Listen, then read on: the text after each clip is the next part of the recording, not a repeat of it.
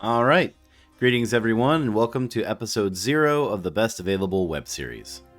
In this series, together, we are going to be following the adventures of the group known as the Best Available as they rise to prominence and begin exploring the deadly dungeon known as Undermountain in the hopes of preventing the monsters of the depths from spilling over into the streets of Waterdeep.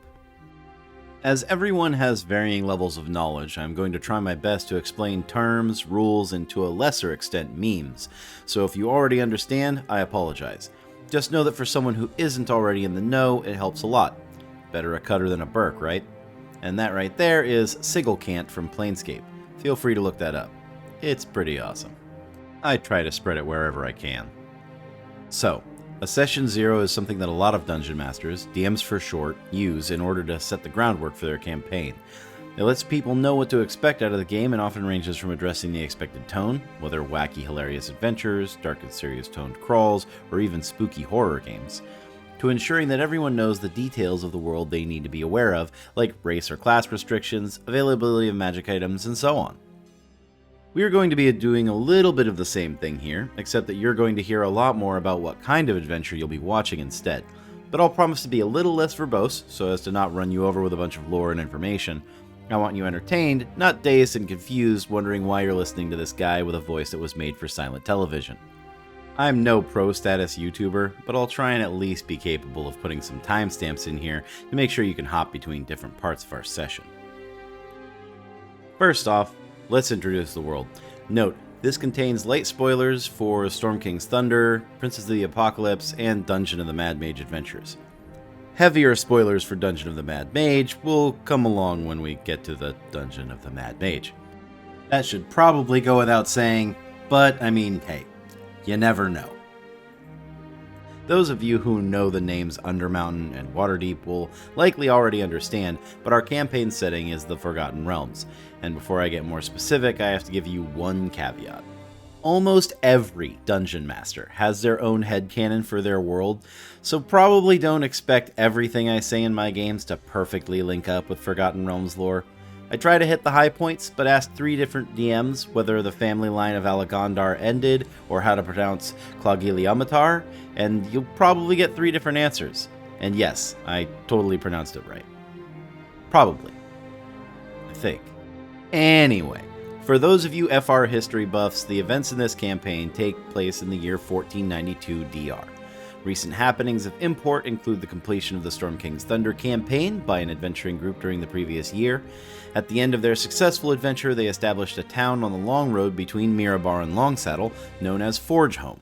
This didn't sit very well with the people of Mirabar, but the hero's destruction of a certain adamantium construct that some fire giants were able to rebuild simmered them down just enough. At least for now.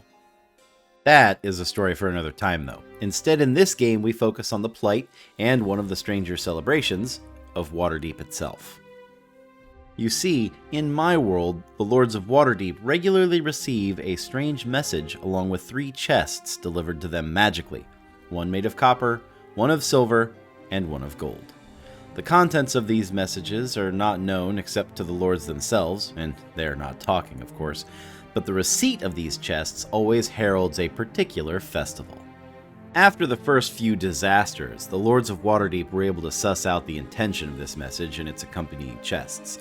Their arrival heralded a large increase in the population of monsters that dwell in the dungeon beneath Waterdeep, known as Undermountain. This vast labyrinthine complex is home to many a kind of monster. Some are powerful brutes, some contain a devilish intelligence, and all are dangerous to your common Waterdavian citizen. Though it is largely unknown who sends these items, what is known is ignoring the dangers they warn of has cost the lives of many citizens, and when monsters burrow up from beneath your streets and estates, they don't often care whether you are rich or poor, just the sounds you make when you scream. To combat this oncoming tide, at first, guards and military squads, and then eventually adventurers, were gathered and sent into the complex. Oftentimes, these groups would not return at all, but occasionally some did, and even fewer brought with them a mystic key. These keys, made of the same 3 metals as the chests, are quite an easy connection to make, but once this connection was discovered and the immense treasure within revealed, the one thing that was not so simple was making sure groups didn't kill each other off in search of vast wealth and limitless power. After the first time that a military operation inside of the dungeon failed because infighting broke out over one of the keys, the lords of the city devised a plan to serve the public interest as well as their own, and it has worked out almost flawlessly ever since. Now, when the chests appear, instead of hushed voices, there are shouts, and where once the people of Waterdeep girded themselves and dreaded the coming, now they take to the streets in celebration, as this is a sign that many in Waterdeep are about to get a new lease on life. Instead of a dreaded occurrence, the Lords of Waterdeep have created a great festival that calls to adventurers of great reputation from across the realm to come and try their hand at clearing out Undermountain. The streets are stuffed with wagons, the rooftops rife with streamers, and in noble manses and shadowy inn-rooms, noble and commoner alike plot and plan on how best to strike it rich when Waterdeep's gold rush comes into town in the pouches and pockets of every contestant. Each group that enters must have at least some reputation, be decently seasoned, yum, and have a patron that supports them. Only 20 parties will adventure down from the yawning portal to do battle with the denizens of those ancient halls, and a certain someone is seeking a way to hedge his bets. Zacharias Rowe, an enigmatic wizard and one of the Council of Adventurers that presides over the people of Forgeholm, has a use for a group of adventurers delving into the dark halls that Hallister built, so he devised a spell to bring him to the perfect group, and that is where we meet our group of fledgling adventurers for the first time. Before we get to that, though some of the members of our group may change over time, as with any campaign, shift happens, knowing a little bit about each of the initial members will cause things to make a bit more sense. Every player has their own story, and they are the center of it.